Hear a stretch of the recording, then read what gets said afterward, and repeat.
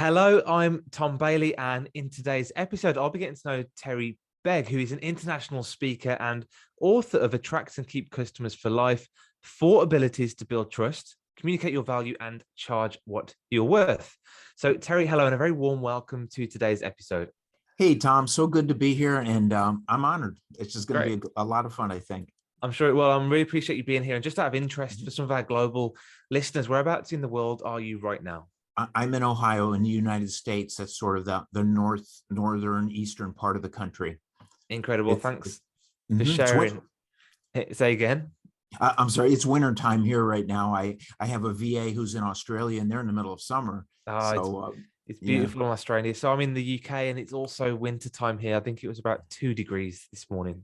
Oh my goodness. I love being in England. I was there 3 times, and twice I flew my son there just so we could watch a soccer game. His favorite team's the Arsenal.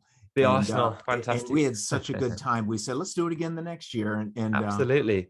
Love being in England. And hopefully travel will open up a little bit now over the coming months as well. Right. Yeah.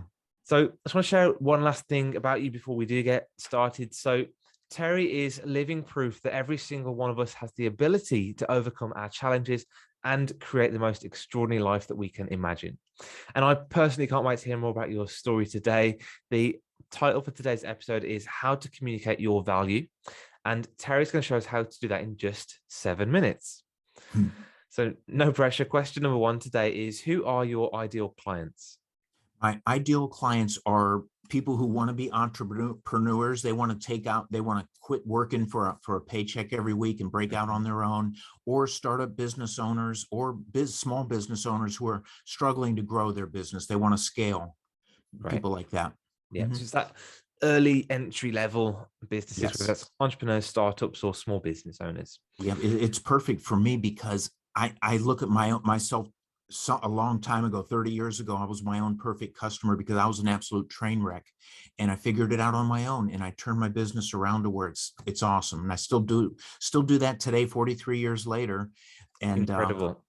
I got a ways to go yet. And sometimes as coaches, our very first client was ourselves, and those lessons we can learn and then apply forwards to our future clients as well. So when you think about all of your clients, is there one challenge that stands out? What's that biggest challenge that they typically face? This might sound crazy to you, but the hardest thing is getting them to do all those little things. Yeah. Because even my whole book, I'd say it right away in the early part of the book, there's probably nothing in here you've not heard before. But my question to you is, are you doing these things?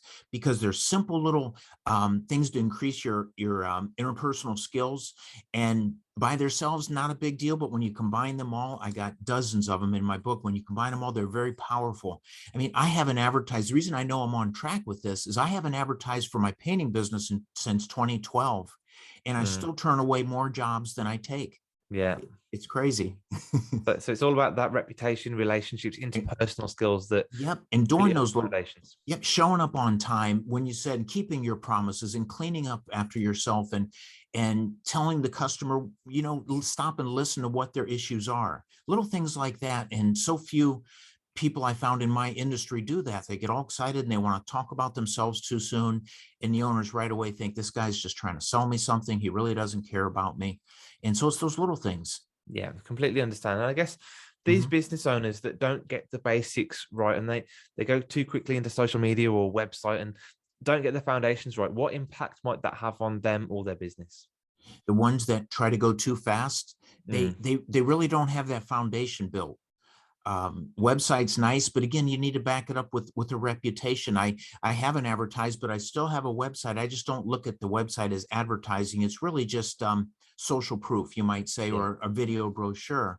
But people get they get impatient, and they need to just put in the time with the customers, because I thought, back when I was a train wreck, I thought my customers, I looked at them almost like they were the enemy. Either they hired me and I won, or they didn't hire me and they won.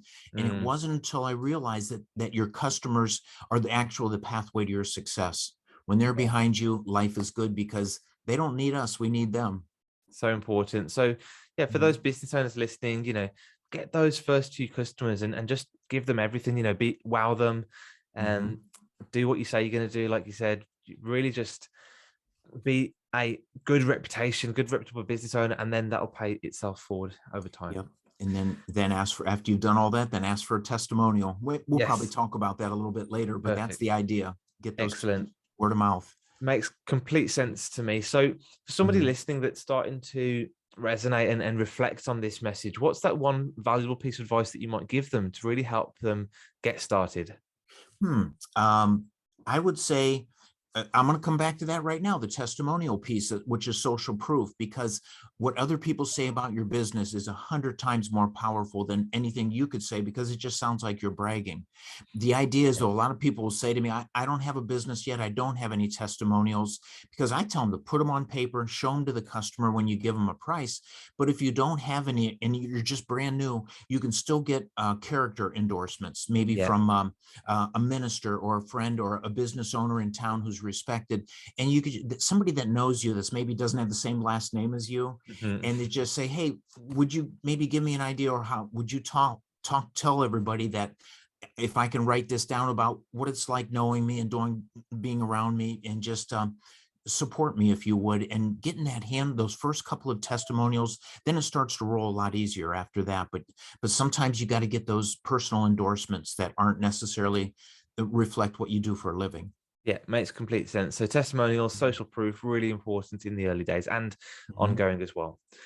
So for anyone listening that wants to find out more or wants to learn more from you, where would you point them so they can get some valuable resources that you can offer? I have everything at my name, which is terrybegue.com. And the last name is hard to spell because it doesn't look like it sounds, and it'll be in the show notes, I think. But Yeah, terrybegue.com, there you can download a free 7 things you can do today to get more business without spending a dime. And with that, there's a link to my book, and also a link to a course that I just came out with, just finished. incredible, fantastic. And what I'll do is I'll put those links in the show notes to all of those different resources so people can click those and they can get right started on them right now.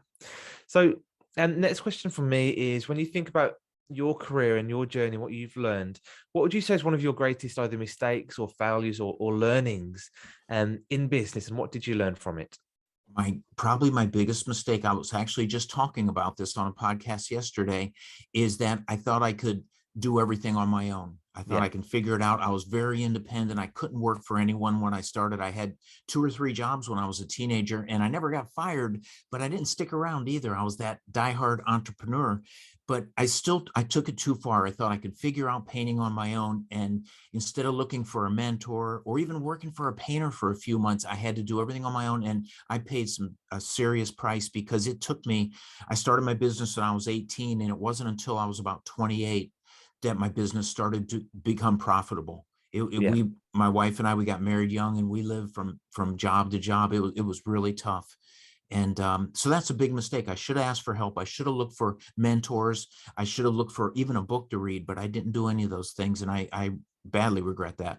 Absolutely. And the theme here again is people, it's relationships, it's networks, it's Mhm. yeah, it's really important. And I know all of that's in your book as well. So lots of great lessons in there. Mhm. And the last question for me today is, what is the one question that I should have asked you that will also bring some great value to our audience today?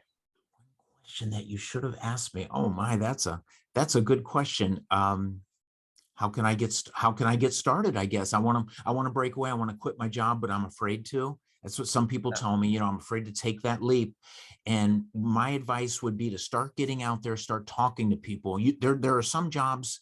When I first started, I'd have done anything. You could go to car dealerships and apartment buildings and just ask them if they need any painting done. Don't ask them to trust you. Just ask them if they'd help you out, because people are more likely to get behind someone who's trying to create their own grassroots product. They want to do it on their own, and people will get behind you. You need to have some work lined up first, rather than just quitting Mhm. your job and saying, okay, now what do I do?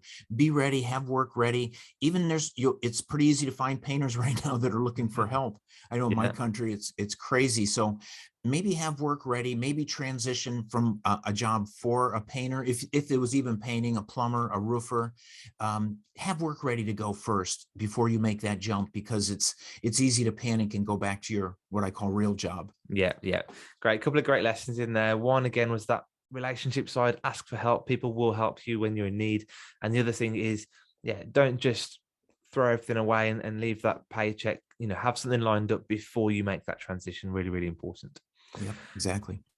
Great. So Terry, thanks again so much for your time today. I really appreciate you coming along and sharing such great value with our audience today. Thank you so much for having me here. I had a great time, Tom.